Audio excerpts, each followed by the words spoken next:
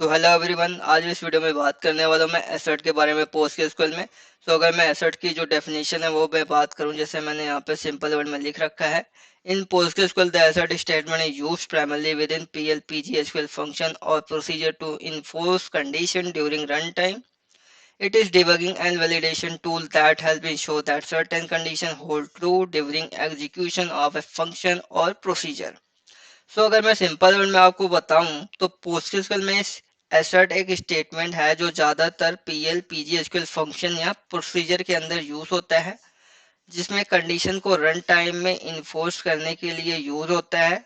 ये डिबगिंग और वैलिडेशन का एक टूल है जो इंश्योर करता है कि कुछ कंडीशन ड्यूरिंग एग्जीक्यूशन के टाइम ट्रू होनी चाहिए।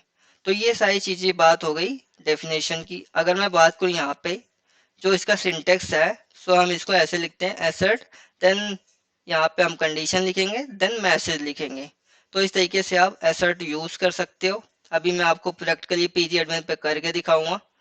तो अभी मैं बता देता हूँ यूसेज की। तो the assert statement is particularly useful for enforcing business rules, data integrity constraint और debugging purposes within procedural code.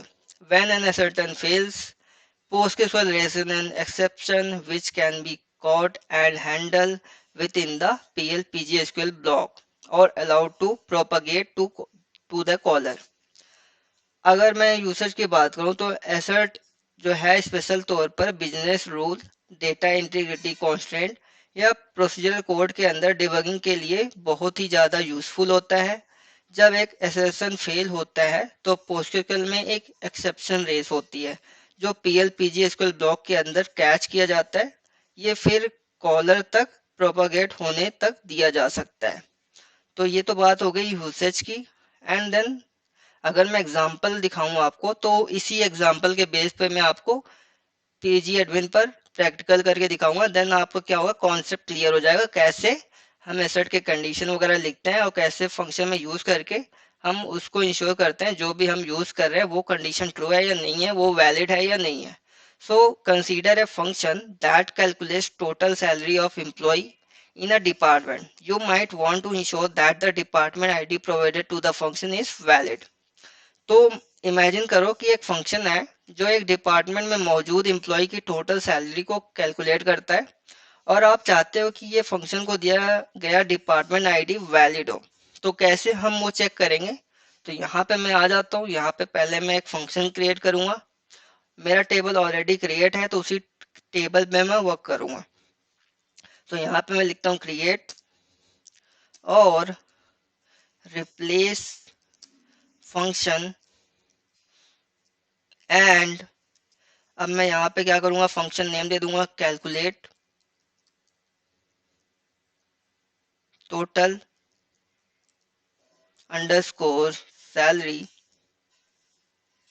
इसके बाद मैं यहाँ पे लिखूंगा डिपार्टमेंट अंडरस्कोर आईडी। इसके बाद यहाँ पे लिखूंगा इसका जो डेटा टाइप है इंट एंड न्यू लाइन पे आ जाऊंगा। मैं यहाँ पे लिखूंगा रिटर्न्स न्यूमेरिक एज, यहाँ पे डबल डॉलर का साइन लगाऊंगा। ये सारी चीजें मैंने आपको बता रखी है पिछली वीडियो में, आप जाके एक बार गो थ्रू कर लेना तो इसके बारे में आपको नॉलेज हो जाएगा ये सब चीजें क्या होती हैं। फिर यहाँ पे लिखूंगा डिक्लेयर। अब यहाँ पे मैंने डिक्लेयर कर दिया। अब यहाँ पे लिखूंगा total underscore salary.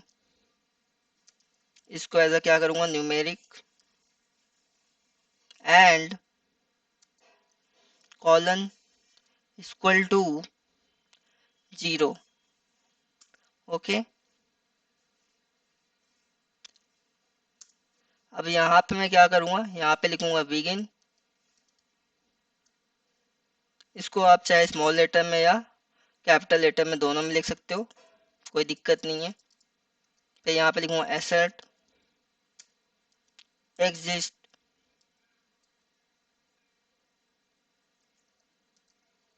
Okay. Then यहाँ पे लिखूंगा सेलेक्ट वन फ्रॉम एम्प्लॉइज। ये क्या हो गया, हमारा टेबल हो गया एम्प्लॉइज जो जिसमें हम यूज कर रहे हैं। वेयर इसके बाद यहाँ पे लिखूंगा एम्प्लॉइज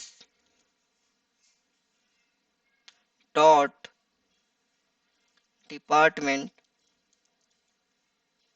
अंडरस्कोर ID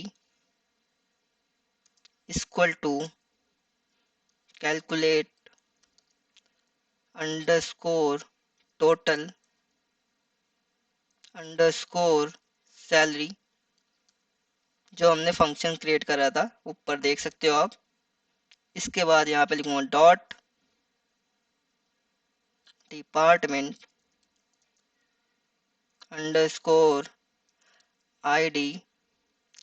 अभी मैं बताऊंगा इसको बेसिकली मैं यूज क्यों कर रहा हूँ इस पर्टिकुलर क्वेरी को, तो आपको आइडिया लग जाएगा। इसके बाद मैं यहाँ पे लिखूंगा सेलेक्ट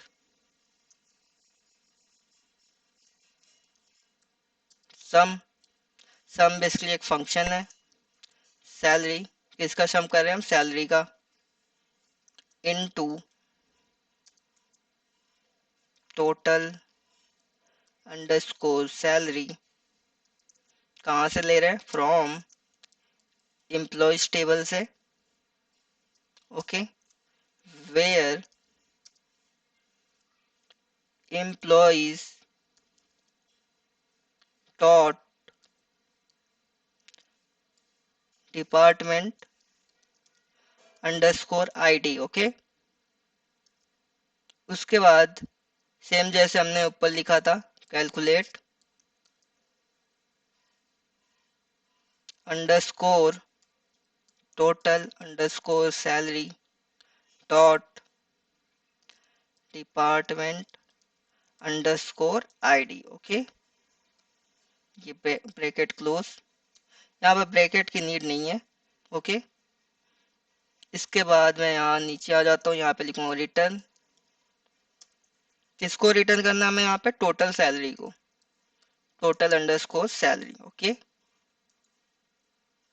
अभी हमने बिगिन करा था तो एंड भी करना पड़ेगा। इसको आप स्मॉल लेटर में भी लिख सकते हो या कैपिटल में, कोई दिक्कत नहीं है। इसके बाद यहाँ पे लिखूंगा डॉलर लैंग्वेज, जो भी आप लैंग्वेज यूज कर रहे हो, तो मैं पोस्टग्रेसक्यूएल यूज कर रहा हूँ तो PL PG SQL। ओके, ये क्या हुआ, हमने एक फंक्शन क्रिएट करा है। इसके बाद मैं आपको अगर यहाँ पे दिखाऊं तो यहाँ पे देख सकते हो मैंने लिखा है assert exist select one from employees where employees dot department underscore ID is equal to calculate underscore total underscore salary, जो मैंने यहाँ पे फंक्शन क्रिएट करा था, dot department underscore ID and यहाँ पे सेमी कॉलन। तो ये बेसिकली क्या कर रहा है, ये कंडीशन बेसिकली चेक कर रहा है कि जो जितने भी एम्प्लॉय में टेबल में जो भी डिपार्टमेंट आईडी के साथ डेटा दिया गया है या रिकॉर्ड दिया गया हुआ है, वो चेक करता है कि ये बेसिकली वैलिड है या नहीं है। तो हम कैसे चेक करेंगे वैलिड है या नहीं है, उसको हम चेक करेंगे फंक्शन का यूज करके, और इसको कॉल करेंगे। देन क्या होगा, अगर वो क्या करेगा कि टोटल सैलरी रिटर्न करता है, मीन जो उसका सैलरी है उसको सम करके उस पर्टिकुलर डिपार्टमेंट के लिए अगर रिटर्न कर देता है, डैट्स मीन कि वो वैलिड है। अगर रिटर्न नहीं करता, इसका मतलब ये है कि वो डिपार्टमेंट जो है अनवैलिड है, मतलब वो वैलिड नहीं है। अभी मैं इसको क्या करता हूँ, अभी एग्जीक्यूट कर देता हूँ तो चेक करते हैं बेसिकली ये जो हमने यहाँ पे लिखा है वो सही है कि नहीं है। तो यहाँ पे देख सकते हो हमने एक गलती करी है, यहाँ पे टोटल अंडरस्कोर सैलरी होगी। ओके, तो इस वजह से यहाँ पे एरर आ रहा है। अभी इसको एग्जीक्यूट करते हैं तो यहाँ पे देख सकते हो फंक्शन क्रिएट हो गया। अब क्या करेंगे, इस फंक्शन को हम कॉल करेंगे। कैसे कॉल करते हैं, बिल्कुल सिंपल है, यहाँ पे लिखेंगे सेलेक्ट, इसके बाद इसको कॉपी कर लो फंक्शन को, कैलकुलेट टोटल अंडरस्कोर सैलरी, यहाँ पे पेस्ट कर दो आप। ओके, अब यहाँ पे जो भी आपका डिपार्टमेंट आईडी है उसको यहाँ पे लिख दो। मान लो मैंने यहाँ डिपार्टमेंट आईडी जो मेरा 1 है वो मैंने यहाँ पे लिख दिया है।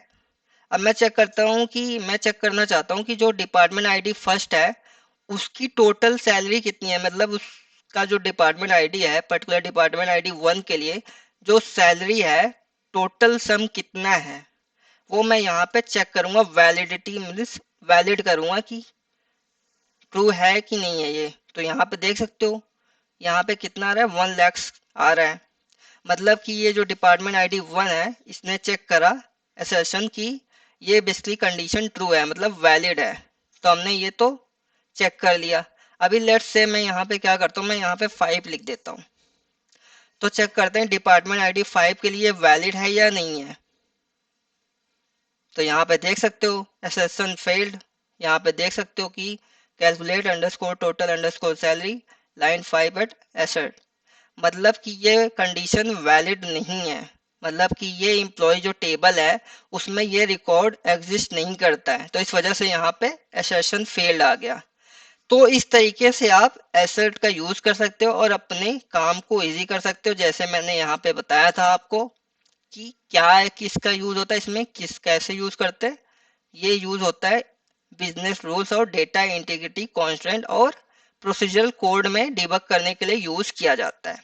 तो जैसे मैंने बताया था कि अगर कंडीशन ट्रू होती है तो वो क्या करेगा, एक एसेट एसेशन फेल हो जाता है तो वो क्या करेगा, एक आपको एरर दे देगा। अगर ट्रू होती है तो वो इस हिसाब से जैसे मैंने यहाँ पे फंक्शन लिखा था उस तरीके से यहाँ पे कैलकुलेट कर देगा। अगर मैं यहाँ पे 2 लिखता हूँ, अगर मैंने यहाँ पे 2 लिखा तो यहाँ पे देख सकते हो यहाँ पे 40,000 आ रहा है। क्यों आ रहा है, एक बार मैं आपको दिखा देता हूँ। Select asterisk from employees table, okay. अब इसको मैं एग्जीक्यूट करता हूँ। यहाँ पे देख सकते हो डिपार्टमेंट आईडी 1 है, 2 है, 3 है। अगर मैं डिपार्टमेंट आईडी 3 भी चेक करूंगा तो यहाँ पे टोटल सैलरी आ जाएगी इसकी, मतलब ये भी फेल नहीं होगा, ये भी वैलिड होगा, तो यहाँ पे देख सकते हो। बट अगर मैं 4 लिखता हूँ तो ये क्या करेगा, आपको एरर दे देगा इस तरीके से। तो आई होप ये आपको समझ आ गया होगा कैसे एसएसएन का यूज करते हैं हम, क्या इसके डेफिनेशन होती हैं, क्या इसके यूसेज है। तो आज के लिए एंड करते हैं। अगर आपको कोई भी डाउट होता है आप कमेंट सेक्शन में पूछ सकते हो। Have a good day, enjoy.